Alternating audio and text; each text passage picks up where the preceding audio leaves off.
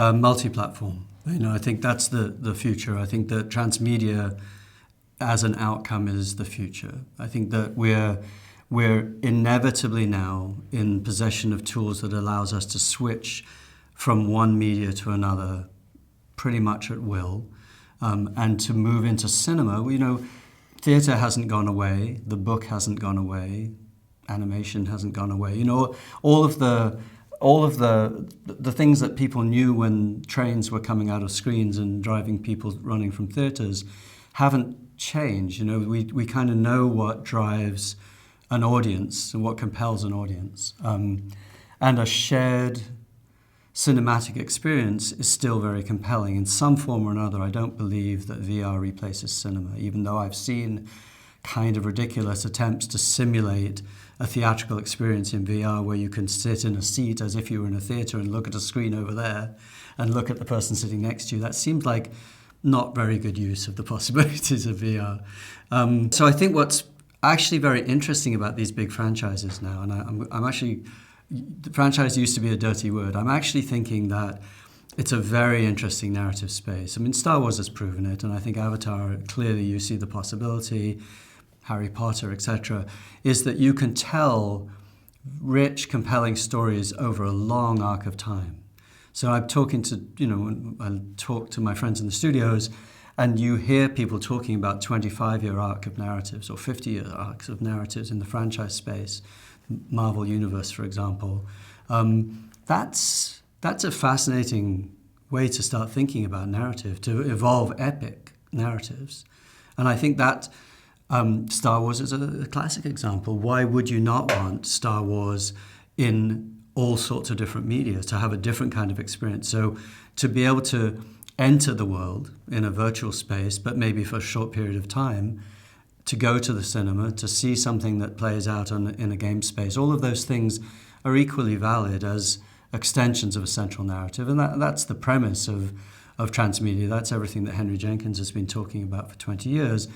It's a single narrative space. For the fan, they really don't see any difference. It's just a different degree of engagement. It's a different, whatever your mind feels like that day, why should you not be able to go towards the media that is the most appropriate?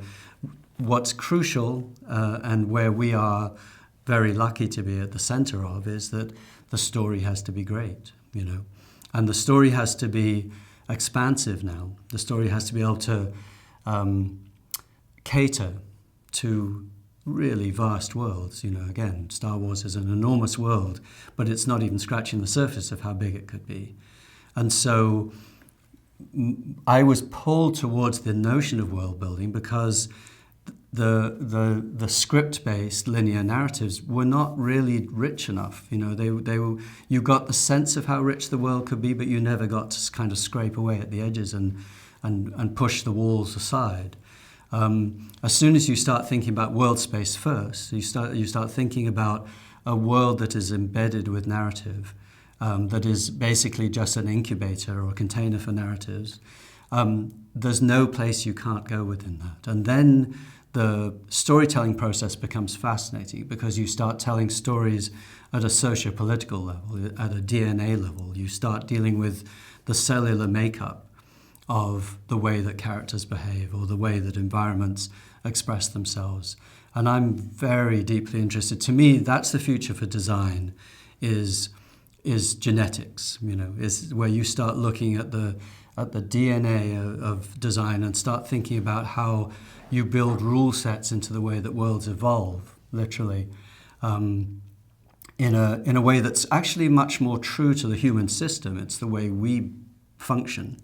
If we think about the commonality between a human system and a world system and all of the kind of metaphors of branches of veins and branches of river deltas and how similar those trees, trees and all, there's a common language in the basic subsystems of all the things that we do in the systemic makeup of the world that we live in, that if you reapply the role of storytelling, which is to help us make sense of the world around us, the closer you get to stories that behave in the way that we most fundamentally understand, that behave in an organic way, then I think the more compelling the stories become. I think it's very simple, actually. I mean, to me, it's contained in 2 or 3 words. I think curiosity and fearlessness are the 2 primary words. And I think probably a comfort with chaos is a good one too. But I think that's primarily what I would say is, question everything, be curious, why, what if, and why not, and be fearless in your exploration and discovery. Pushing forward. The technology is irrelevant. The tools are irrelevant. What matters is what you want to do with them. And I think the best advantage that I have is that I'm completely inept. That I don't know how to use any tools. I can just about handle a pencil. Because it's not as a designer, what I need is a visionary brain, a brain that is capable of conjuring visual ideas.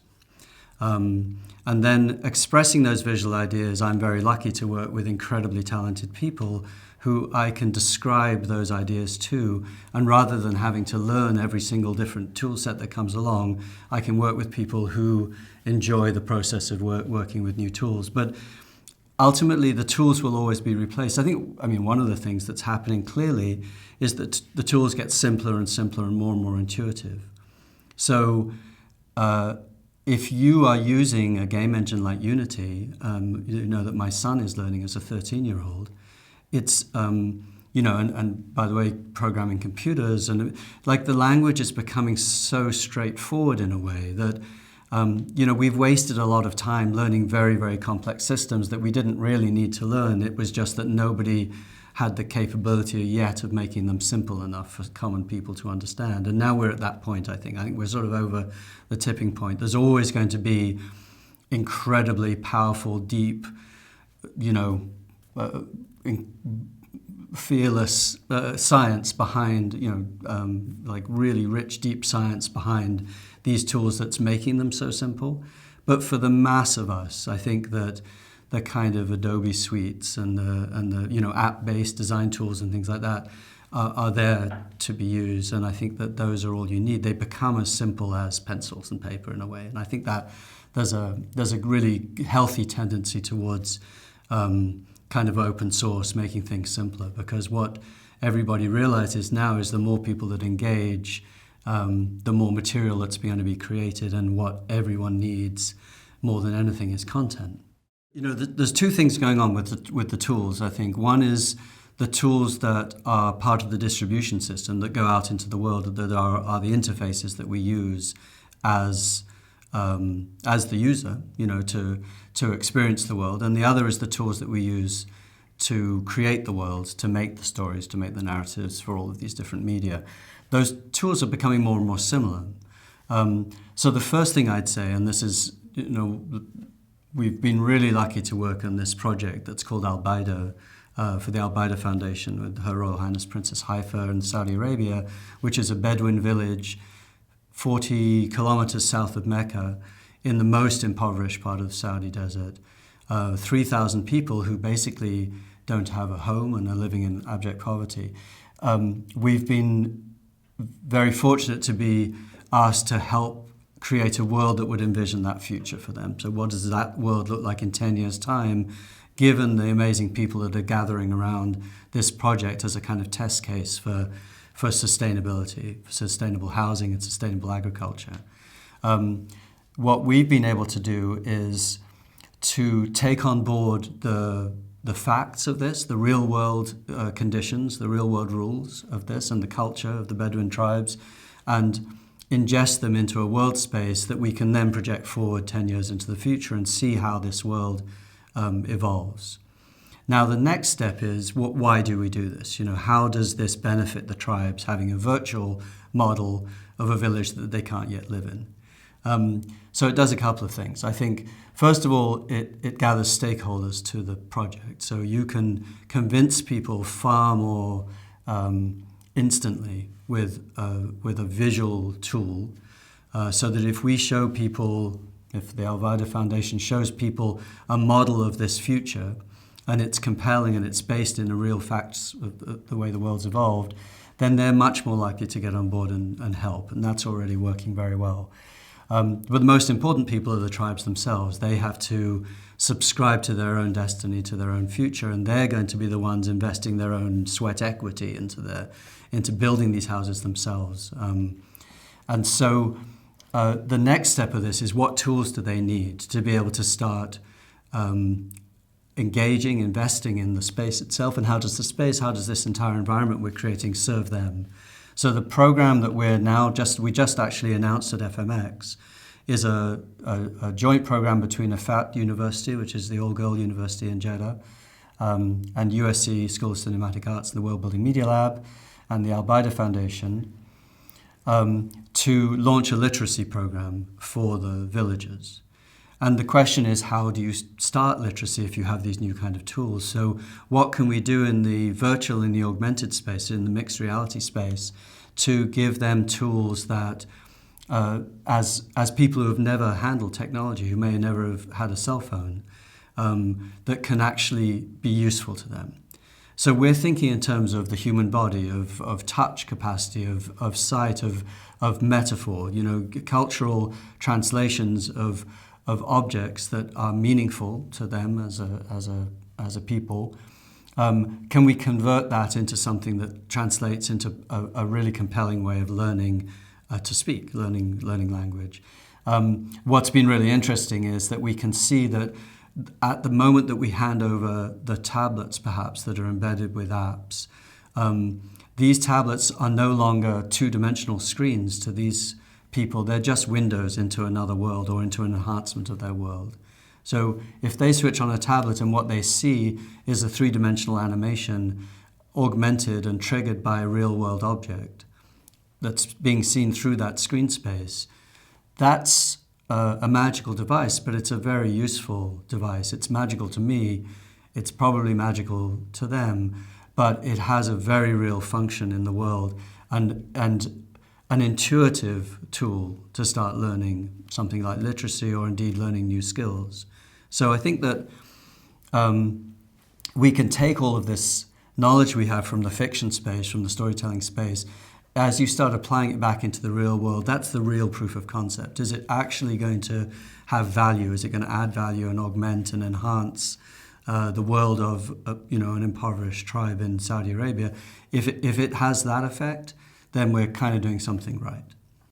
FMX is an amazingly unique gathering space, and I think it's got a lot to do with where it is.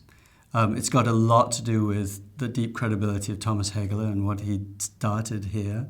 The fact that he's been able to bring people year after year for 20 years to this space is the first thing. But once we're here, there's a kind of calm and a community that exists.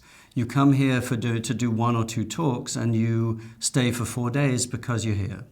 And I think the fact that there's a gathering place for filmmakers, game makers, animators, the craftspeople of this story narrative space from all over the world to come to Stuttgart for this period of time has always been unique. It's always great. By the way, the speaker's room is one of the great assets of this entire conference, because you're in this massive room and you just walk in and you see 10 people you know. So there's a fantastic a community here that is based in the notion of generous exchange. Everybody is freely exchanging ideas. They're all stimulated by each other. And I think every year that this is largely responsible for the next surge of enthusiasm that goes back into the various industries. This year is particularly special, I think, and I think it's got a lot to do with the disruptor that Jean-Michel threw out, which is, let's look at the future of a medium that none of us really yet know anything about. And the fact that everyone's saying something different, the fact that there is this totally chaotic kind of sense around it, but very enthusiastic kind of very optimistic sense around the possibilities of all of these new media and all these glimpses that we're getting, looking left and right and seeing over people's shoulders into what they're doing. The energy is fantastic.